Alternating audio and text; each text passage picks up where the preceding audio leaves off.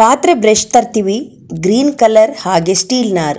ತುಂಬ ಕರೆ ಕಟ್ಟಿರೋ ಪಾತ್ರೆಗಳನ್ನು ಕ್ಲೀನ್ ಮಾಡೋಕ್ಕೆ ಈ ಒಂದು ಸ್ಟೀಲ್ ನಾರ್ ತುಂಬ ಯೂಸ್ ಆಗುತ್ತೆ. ಹಾಗೆ ಈ ಒಂದು ಸ್ಟೀಲ್ ನಾರಿಂದ ಎಷ್ಟೆಲ್ಲ ನಾವು ಬೆನಿಫಿಟ್ ಇರುತ್ತೆ, ಒಂದೇ ಒಂದು ಸ್ಟೀಲ್ ನಾರ್ ಇದ್ದರೆ ಎಷ್ಟೆಲ್ಲ ನಾವು ಯೂಸ್ ಮಾಡ್ಕೊಬೋದು ಅಂತ ನಾನು ಶೇರ್ ಮಾಡ್ತೀನಿ. ನಾನಿಲ್ಲಿ ಒಂದು ಸ್ಟೀಲ್ ನಾರ್ ತೊಗೊಂಡಿದ್ದೀನಿ. ದಪ್ಪದಾದರೆ ಒಂದು ಸಾಕು, ಸಣ್ಣದು 2 ಬೇಕಾಗುತ್ತೆ. ಹಾಗೆ ಒಂದು ತೊಗೊಂಡಿದ್ದೀನಿ.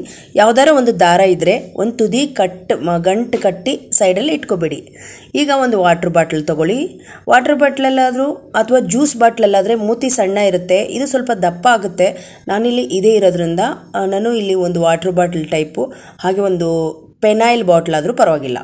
ಇದನ್ನು ಚಾಕುದಿಂದ ಬಿಸಿ ಮಾಡಿ ಕಟ್ ಮಾಡ್ಕೊಂಡ್ಬಿಟ್ಟಿದ್ದೀನಿ. ನೋಡಿ, ಈ ಕ್ಯಾಪ್ ಸೈಡಲ್ಲಿ ಒಂದು ಬುಡ ಆ ಸೈಡ್ ಇಟ್ಬಿಟ್ಟು ನಾನು ಇದನ್ನು ಕಟ್ ಮಾಡ್ಕೊಂಡಿದ್ದೀನಿ. ಈಗ ನೋಡಿ, ಇದನ್ನು ಒಂದು ಸ್ವಲ್ಪ ದಪ್ಪದಿದ್ದರೆ ಚೆನ್ನಾಗಿರುತ್ತೆ. 2 ಪಾತ್ರೆ ಬ್ರಷ್ ಇದ್ದರೆ ಚೆನ್ನಾಗಿರುತ್ತೆ. ಒಂದೇ ಹಾಕಿದ್ದೀನಿ. ಹಾಗೆ ಮೂತಿ ಸ್ವಲ್ಪ ದಪ್ಪ ಇದೆ ಇದು. ನೋಡಿ, ಇವಾಗ ನಾನು ಇದರೊಳಗಡೆ ನುಗ್ಗಿಸ್ಬಿಟ್ಟು ನೋಡಿ ಈ ಒಂದು ದಾರನ ಕ್ಯಾಪ್ ಹಾಕ್ಬಿಡ್ತೀನಿ. ನೋಡಿ, ಇಲ್ಲಿ ಜಾಸ್ತಿ ಪ್ರಮಾಣದಲ್ಲಿ ನಮಗೆ ಬ್ರಷ್ ಇದ್ದರೆ ನಮಗೆ ತುಂಬ ಯೂಸ್ ಆಗುತ್ತೆ. ಇದು ಸ್ವಲ್ಪ ಪ್ರಮಾಣದಲ್ಲಿದೆ. ಈ ಥರ ಒಂದು ಬ್ರಷ್ ಮಾಡಿಕೊಂಡ್ರೆ ನೋಡಿ, ಇದನ್ನು ಬೇಕಿದ್ರೆ ಇನ್ನೂ ಸೈಡ್ಗೆಲ್ಲ ಸ್ವಲ್ಪ ಸ್ವಲ್ಪ ಕಟ್ ಮಾಡ್ಕೊಳ್ಳೋಣ. ಚಾಕು ಬಿಸಿ ಮಾಡಿಬಿಟ್ಟು ಹಾಗೆ ಇಟ್ಟರೆ ನೀಟಾಗಿ ಕಟ್ ಆಗುತ್ತೆ. ಇಲ್ಲಾಂದರೆ ನಾವು ಕತ್ರಿ ಸಹಾಯದಿಂದನಾದರೂ ಕಟ್ ಮಾಡ್ಕೊಬೋದು. ಇದಕ್ಕೆ ಬೆಸ್ಟ್ ಅಂದರೆ ಜ್ಯೂಸ್ ಬಾಟ್ಲು ಚೆನ್ನಾಗಿರುತ್ತೆ. ಜ್ಯೂಸ್ ಬಾಟ್ಲು ಸಣ್ಣ ಇರೋದ್ರಿಂದ ಈ ಒಂದು ಕರೆಕ್ಟಾಗಿ ಮೆಜರ್ಮೆಂಟ್ ಗೊತ್ತಾಗುತ್ತೆ. ಈಗ ನೋಡಿ, ಕರೆಕ್ಟಾಗಿತ್ತು. ಈಗ ನಾನು ಇದನ್ನು ಕಟ್ ಮಾಡಿಕೊಂಡು ಲೆವೆಲ್ ಮಾಡ್ಕೊಂಡಿದ್ದೀನಿ. ಇದೇನಕ್ಕಪ್ಪ ಅಂದರೆ ನಾವು ಕೆಲವೊಂದು ಸಲ ಈ ಸ್ಟೀಲ್ ನಾರಿಂದ ಕೈಯೆಲ್ಲ ಒಬ್ಬೊಬ್ಬರಿಗೆ ಇನ್ಫೆಕ್ಷನ್ ಆಗುತ್ತೆ. ಕೈ ಅದು ತುಂಬ ಹಾರ್ಡ್ ಇರೋದ್ರಿಂದ ಅವಾಗೇನಾಗುತ್ತೆ, ಈ ಥರ ನಾವು ಯೂಸ್ ಮಾಡಿಕೊಂಡ್ರೆ ಪಾತ್ರೆಗಳನ್ನೆಲ್ಲ ನೀಟಾಗಿ ಕ್ಲೀನ್ ಮಾಡ್ಕೋಬೋದು. ಕೈ ಇನ್ಫೆಕ್ಷನ್ ಆದವರಿಗೆ ತುಂಬ ಯೂಸ್ಫುಲ್ ಅಂತಲೇ ಹೇಳ್ಬೋದು. ನೋಡಿ, ಆರಾಮವಾಗಿ ನಾವು ಪಾತ್ರೆಗಳನ್ನು ಕ್ಲೀನ್ ಮಾಡ್ಬೋದು. ಸ್ಟೆಪ್ ಸಿಗುತ್ತೆ ನಮ್ಗೆ ಇಟ್ಕೊಳ್ಳೋಕ್ಕೆ. ಈ ಒಂದು ಟಿಪ್ ಇಷ್ಟ ಆದರೆ ಒಂದು ಲೈಕ್ ಮಾಡಿ. ಈ ಬ್ರಷಿಂದ 2ನೇ ಟಿಪ್ ಅಂತಂದರೆ, ನಾವು ಇವಾಗ ಚಾಕುಗಳು ಹಾಗೆ ಈ ಒಂದು ಕತ್ರಿಗಳು ತುಂಬ ಸ್ಯಾಣೆ ಹಿಡಿಬೇಕಾಗುತ್ತೆ. ಅದು ನಾವು ಮತ್ತೆ ಹೊರಗಡೆ ಹೋಗಿ ತೊಗೊಂಡೋಗಿ ಮಾಡೋದಕ್ಕಿಂತ ಈ ರೀತಿ ವಿಧಾನದಲ್ಲಿ ನಾವು ಮಾಡಬೇಕು. ನೋಡಿ, ಪೇಪರ್ ಸಮೇತವಾಗಿ ಒಂದೊಂದ್ಸಲ ಕಟ್ ಆಗಲ್ಲ, ತೊಕ್ಕಿಡ್ದಂಗೆ ಆಗುತ್ತೆ. ಹಾಗಾಗಿ ನಾವು ಏನು ಮಾಡಬೇಕು ಅಂದರೆ, ಇಂಥ ಸ್ಟೀಲ್ ನಾರ್ ಇರುತ್ತಲ್ಲ, ಸ್ಟೀಲ್ ನಾರಲ್ಲಿ ಚೆನ್ನಾಗಿ ಇದನ್ನು ಕಟ್ ಮಾಡ್ಕೋಬೇಕು. ಕಟ್ ಮಾಡಿಕೊಂಡು ಇದು ಶಾರ್ಪ್ ಬರುತ್ತೆ. ಈ ಥರ ಮಾಡಬೇಕು. ಈ ಒಂದು ಬ್ರಷ್ ಇಟ್ಕೊಂಡು ಚೆನ್ನಾಗಿ ಈ ಥರ ಉಜ್ಕೊಂಡು ನೋಡಿ, ಚೆನ್ನಾಗಿ ಶಾರ್ಪ್ ಆಗುತ್ತೆ. ನಾವು ಇವಾಗ ಪೇಪರನ್ನು ಬಟ್ಟೆನೂ ಸಮೇತವಾಗಿ ನಾವು ಕಟ್ ಮಾಡ್ಕೊಬೋದು. ತುಂಬ ಶಾರ್ಪ್ ಆಗುತ್ತೆ. ಈ ಟಿಪ್ ಇಷ್ಟ ಆದರೆ ಒಂದು ಲೈಕ್ ಮಾಡಿ. ಹಾಗೆ 3ನೇ ಟಿಪ್ಸ್ ಆಗಿ ಇದೇ ಒಂದು ಬ್ರಷಿನಿಂದ ನೋಡಿ, ಒಂದು ಹಲ್ಲುಜ್ಜ ಬ್ರಷ್, ವೇಸ್ಟ್ ಬ್ರಷ್ ತೊಗೊಂಡಿದ್ದೀನಿ. ಹಾಗೆ ಇದಕ್ಕೆ ಸುತ್ತಕೊಳ್ಳೋಣ. ನಾನು ಹೇಳಿದ ಹಾಗೆ ಒಂದು ಸ್ವಲ್ಪ ದಪ್ಪದಾದ ಸ್ಟೀಲ್ ನಾರಾದರೆ ತುಂಬ ಚೆನ್ನಾಗಿರುತ್ತೆ. ಇದು ಸಣ್ಣದಿರೋದ್ರಿಂದ ಪರವಾಗಿಲ್ಲ. ನೋಡಿ, 2 ರಬ್ಬರ್ ಬ್ಯಾಂಡ್ ತೊಗೊಳ್ಳಿ. ಮೇಲೆ ಒಂದು ರಬ್ಬರ್ ಬ್ಯಾಂಡ್, ಕೆಳಗಡೆ ಒಂದು ರಬ್ಬರ್ ಬ್ಯಾಂಡ್ ಹಾಕ್ಕೊಂಡು ನೋಡಿ, ಇದಕ್ಕೇನು ಯೂಸ್ ಆಗುತ್ತೆ ಅಂದರೆ, ನಮಗೆ ಲೆಂತ್ ಕಡಿಮೆ ಇರೋ ಬಾಟಲ್, ಲೆಂತ್ ಜಾಸ್ತಿ ಇರೋದಾದರೆ ಒಂದು ಸ್ಟಿಕ್ಕೆ ನಾವು ಕಟ್ಕೋಬೇಕಾಗುತ್ತೆ.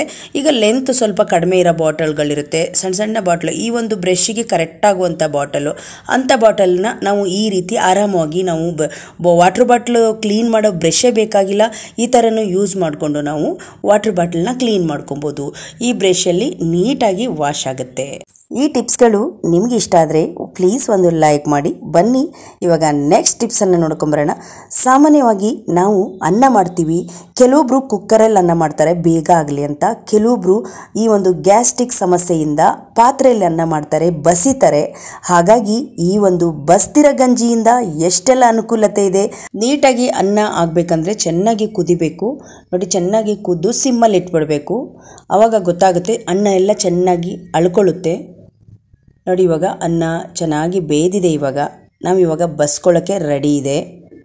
ಈ ಒಂದು ಅಕ್ಕಿ ನಾಟಿ ಅಕ್ಕಿ ಅಂದರೆ ಇದು ಯಾವುದೇ ಆದ ಕೆಮಿಕಲ್, ಸೋನಾ ಮಸೂರಿ ಆಗಿರ್ಬೋದು, ಯಾವುದೋ ಅಕ್ಕಿ ಅಲ್ಲ, ಹಳ್ಳಿ ಅಕ್ಕಿ ಇದು. ಇದರ ಗಂಜಿ ತುಂಬ ಚೆನ್ನಾಗಿರುತ್ತೆ. ಹಾಗಾಗಿ ನಿಮಗೆ ಈ ಅಕ್ಕಿ ಸಿಕ್ಕರೆ ಪರವಾಗಿಲ್ಲ, ಇಲ್ಲಾಂದರೆ ಸೋನಾ ಮಸೂರಿ ಅಕ್ಕಿ ಸಿಕ್ಕರೆ ಅದನ್ನು ಚೆನ್ನಾಗಿ ತೊಳೆದು ನೀವು ಯೂಸ್ ಮಾಡ್ಬೋದು. ನಾವು ಇದಕ್ಕೆ ಚಿಬ್ಲ ಅಂತ ಹೇಳ್ತೀವಿ. ಈ ಚಿಬ್ಲದ ಸಹಾಯದಿಂದ ನಾವು ಇವಾಗ ಅನ್ನನ ಬಗ್ಗಿಸ್ಕೊಳ್ತಾ ಇದ್ದೀನಿ. ಈ ಒಂದು ಬಗ್ಸಿರೋ ಗಂಜಿ ಇದೆಯಲ್ಲ, ಅಮೃತಕ್ಕೆ ಸಮಾನ ಇದು. ನಾವು ಎಷ್ಟೋ ಸಲ ನಾವು ಇದನ್ನು ಚೆಲ್ಲಿರ್ತೀವಿ, ಏನಕ್ಕೂ ಯೂಸ್ ಆಗಲ್ಲ ಅಂತ ನಾವು ಚೆಲ್ಲಿರ್ತೀವಿ. ಹಾಗೆ ನೋಡಿ, ಕುಕ್ಕರಲ್ಲಿ ಅನ್ನ ಮಾಡ್ಕೋತೀವಿ ಬೇಗ ಆಗಲಿ ಅಂತ.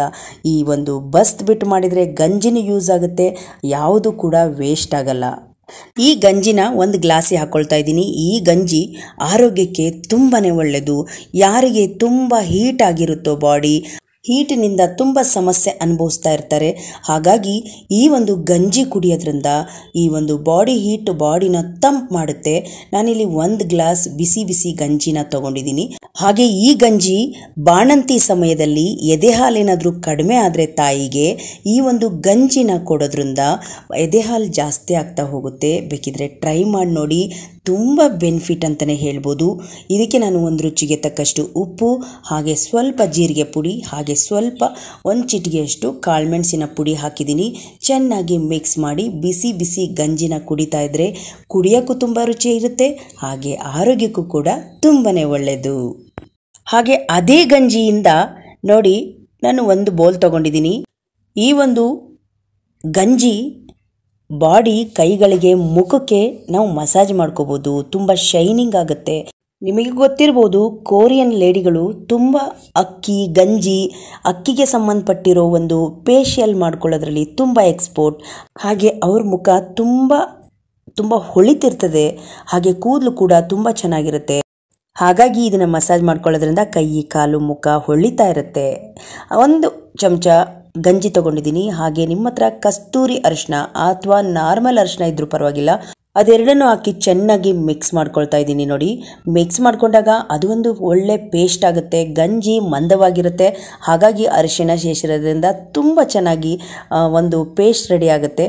ಈ ಒಂದು ಪೇಸ್ಟನ್ನು ಕೂಡ ಅಷ್ಟೇ ಮುಖಕ್ಕೆ ಅಪ್ಲೈ ಮಾಡ್ಕೋಬೋದು, ಕೈ ಕಾಲಿಗೆ ಅಪ್ಲೈ ಮಾಡ್ಕೋಬೋದು. ಇದನ್ನು ನಾವು ಅಪ್ಲೈ ಮಾಡ್ತಾ ನಮಗೆ ಗ್ಲೋಯಿಂಗ್ ಜಾಸ್ತಿಯಾಗಿ ಕಾಣಿಸುತ್ತೆ. ನೋಡಿದ್ರಲ್ಲ ಸ್ನೇಹಿತರೆ, ಈ ಗಂಜಿಯಿಂದ ಎಷ್ಟೆಲ್ಲ ಬೆನಿಫಿಟ್ ಇದೆ ಅಂತ. ಇಷ್ಟ ಆಗ್ತಾ ಹೋದರೆ ಒಂದು ಲೈಕ್ ಮಾಡಿ. ಹಾಗೆ ಇನ್ನೂ ಒಂದು ರೀತಿಯಲ್ಲಿ ಮಾಡ್ಬೋದು. ನಾವು ವೈಟ್ ಬಟ್ಟೆಗಳು ಅಥವಾ ಕರ್ಚಿಪ್ಗಳು, ನಾವು ಅಡುಗೆ ಮನೆಯಲ್ಲಿ ಬಳಸುವಂಥ ಟವೆಲ್ಗಳು, ಅವು ತುಂಬ ಜಿಡ್ಡಾಗಿರುತ್ತೆ ಕೆಲವೊಂದ್ಸಲ. ಅವಾಗ ಏನು ಮಾಡಬೇಕು ಅಂದರೆ, ನಾವು ಈ ಒಂದು ಗಂಜಿಯಲ್ಲಿ ನಾವು ಇದನ್ನು ಅದ್ದಿ ಸ್ವಲ್ಪ ಹೊತ್ತು ಇಟ್ಟರೆ ಸಾಕಾಗುತ್ತೆ. ಆಮೇಲೆ ಅದಕ್ಕೆ ಒಂಚೂರು ಕೋಲ್ಗೇಟ್ ಪೇಸ್ಟ್ ಹಾಕಿ ಇದನ್ನು ತೊಳೆಯೋದ್ರಿಂದ ಜಿಡ್ಡಿನಂಶನೇ ಹೋಗುತ್ತೆ ಮತ್ತು ಕ್ಲೀನಾಗಿ ಆಗುತ್ತೆ ಕರ್ಚಿಪ್ಗಳು. ನೋಡಿದ್ರಲ್ಲ ಸ್ನೇಹಿತರೆ, ಇವತ್ತಿನ ಯೂಸ್ಫುಲ್ ವಿಡಿಯೋ. ಹಾಗೆ ಅಕ್ಕಿ ಗಂಜಿಯಿಂದ ಮಾಡಿರೋ ಒಂದು ಟಿಪ್ಸ್ಗಳಾಗಿರ್ಬೋದು, ಹಾಗೆ ಪಾತ್ರೆ ಬ್ರಷಿಂದ ಮಾಡಿರೋ ಟಿಪ್ಸ್ಗಳಾಗಿರ್ಬೋದು. ನಿಮಗೆ ಯಾವ ಟಿಪ್ಸ್ ಇಷ್ಟ ಆಯ್ತಂತ ಕಮೆಂಟ್ ಬಾಕ್ಸಲ್ಲಿ ತಿಳಿಸಿ. ಹಾಗೆ ಈ ವಿಡಿಯೋಗೊಂದು ಲೈಕ್ ಮಾಡಿ, ಹಾಗೆ ಈ ವಿಡಿಯೋವನ್ನು ಶೇರ್ ಮಾಡಿ, ಈ ಚಾನಲನ್ನು ಸಬ್ಸ್ಕ್ರೈಬ್ ಮಾಡ್ಕೊಳ್ಳಿ. ಮತ್ತೆ ಮುಂದಿನ ವಿಡಿಯೋದಲ್ಲಿ ಸಿಗೋಣ. ಧನ್ಯವಾದ.